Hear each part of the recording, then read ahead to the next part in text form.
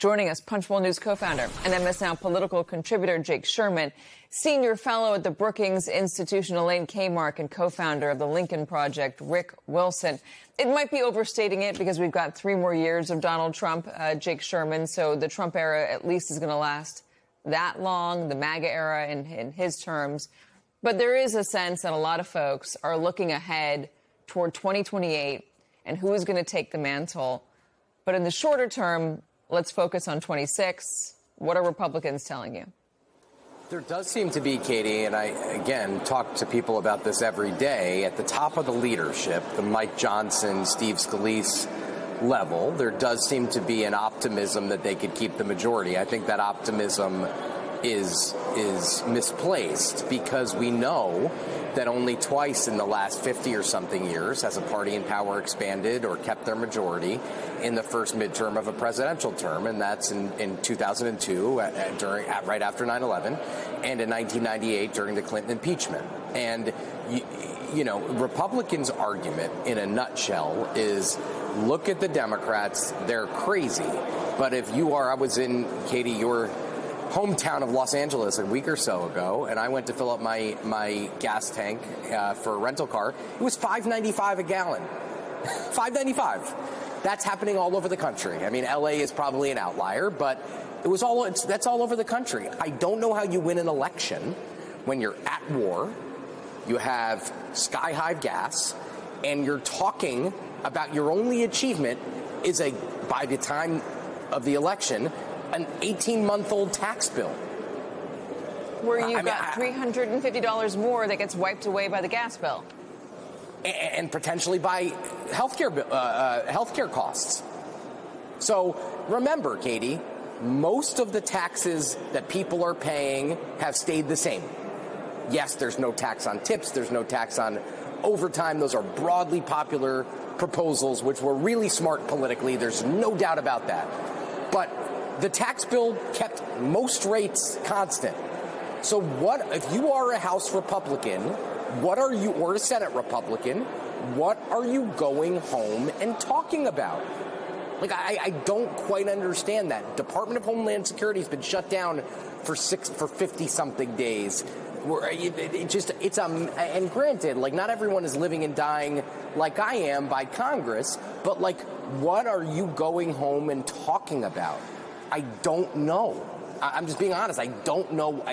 I don't know what the achievements are that you're going to go home and talk about besides a tax bill that was signed into law in July of 2025. Yeah, that is what they're talking about. Let me show you what the majority of Americans think about gas prices and who they're blaming. A new Quinnipiac poll shows 51% of Americans blame Donald Trump for gas prices. That same poll shows 57% of Americans disapprove of Trump's handling of the economy. So there's that. I guess when you're looking at those numbers, Rick, I'll ask you what Jake is asking. What do you talk about? Look, the mood from Republicans that I've talked to in the last few weeks is funereal. They are absolutely, behind Mike Johnson's bluster that Jake correctly pointed out, that they're running the on-message strategy. But behind that bluster, their rank-and-file members are desperate for Trump to shut up. They are desperate for him to stop doing insane things. They are desperate for him to stop picking fights with the Pope and invading countries and doing the things that have led them into this economic box canyon that they can't get out of. They don't have as Jake said, they don't have a bill to brag about. They can't go home and say, yeah, by the way, I cut Elon Musk's taxes and you got $300. Sorry about your gas bill and your health care bill and everything else. They are really on very thin ice because they recast themselves a long time ago, not as people who represent the 25th district in New York or the 6th district in Florida. They recast themselves as people who are there for Donald Trump. And so as Trump becomes more deranged and more incompetent and more dangerous, and that the consequences of his policies, from the tariffs to the war to everything else, start to impact them harder and harder, it's much more difficult for these Republicans to say, oh, here's my rational case why you should send me and a Republican majority back to D.C. Let me just go further with what the numbers show us regarding the coalition, the one that got him into office and got Republicans majorities in both the House and the Senate. Let's look at the Hispanic vote. Trump's gain went from he gained 36% of the Hispanic vote in 2020 to 48% in 2024. We'll show you that. That is a 12-point gain. Today, polling shows that Trump has lost his gains with Hispanics. 35% approve, 65% disapprove. I wonder, Elaine, if the president, amid all of the efforts that he's making, the war in Iran, the Venezuela stuff, even immigration, if he stayed on message regarding the economy, just stayed on message, would he be in better shape? Well, I think that's inevitably true. I mean, I think he'd be in much better shape than he is now. And this entire episode is reminding me of 2018.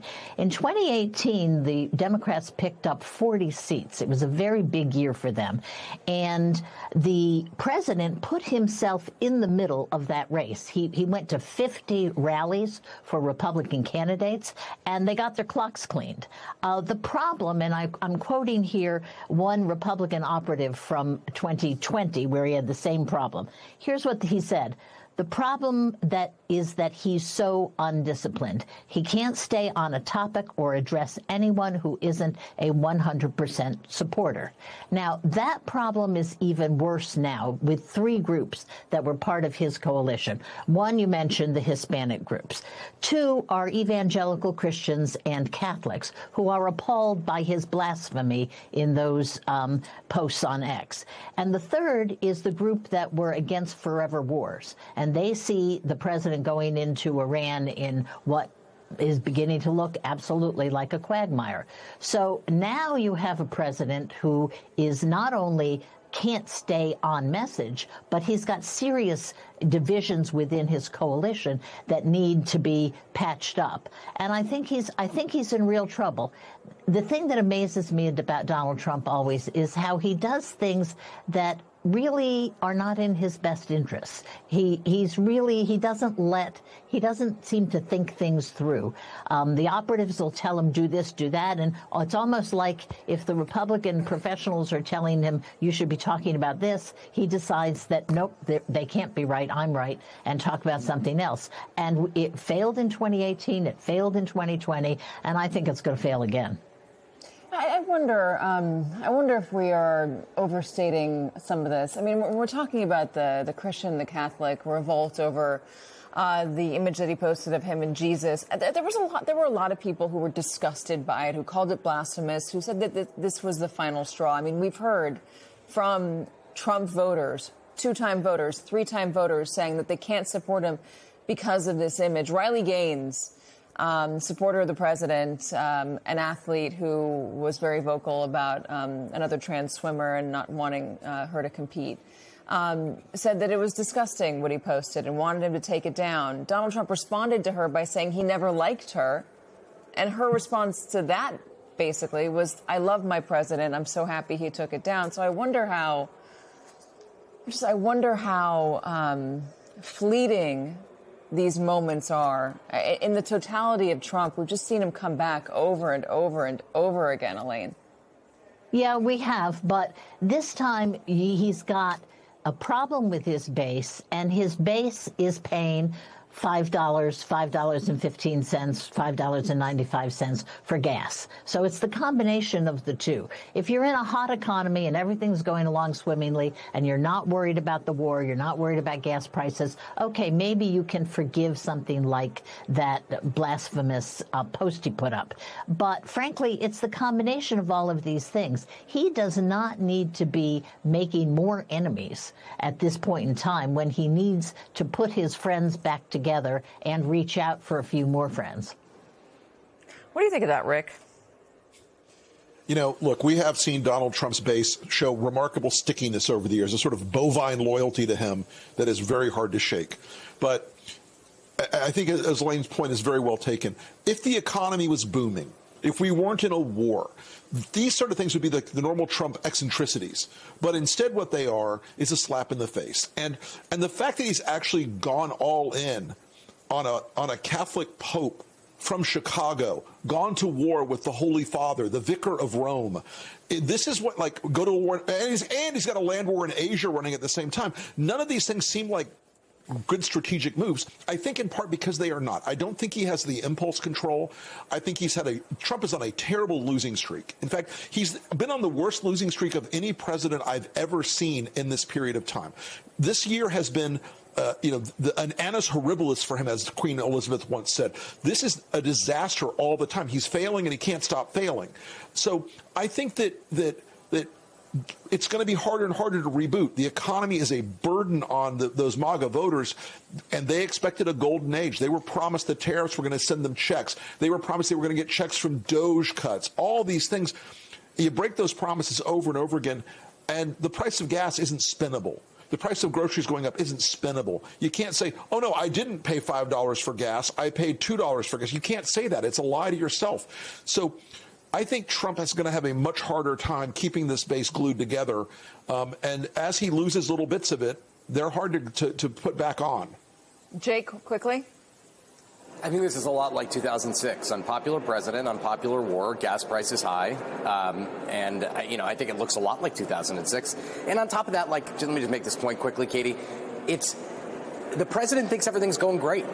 So, if someone were to come to him and say, and by the way, no one will go to him because no one wants to cross him. So, but if Mike Johnson or Steve Scalise or John Thune were to go to him and say, listen, we got to get this thing done, I'm not even sure he'd listen. He has a housing bill right now that is broadly bipartisan that's stuck in a little bit of a back and forth between the House and Senate. He's ignoring it. So I don't know. I don't know what he's thinking. I mean, I know the Iran stuff is very consuming, and I get that, but he never really understood this place, He's Katie. posting about all sorts of stuff. So how consuming could it possibly be? Yeah,